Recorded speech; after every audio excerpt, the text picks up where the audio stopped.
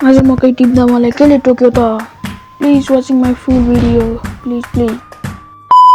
So hello guys, welcome back to my channel and फेरि पनि भन्न चाहन्छु नमस्ते। मैले एउटा च्यालेन्ज लिएको छु, त्यो चाहिँ हो 50 डेज ब्लग।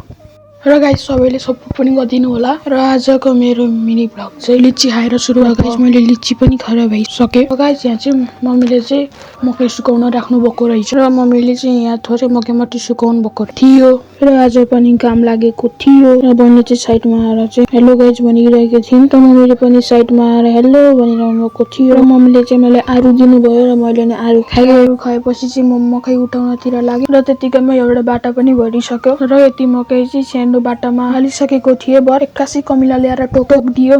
फेरि भाइले आएर चाहिँ हेलो भनिरहेको थिइन् र लास्टमा आएर चाहिँ मकै चाहिँ यति भएको थियो 2 बाटा।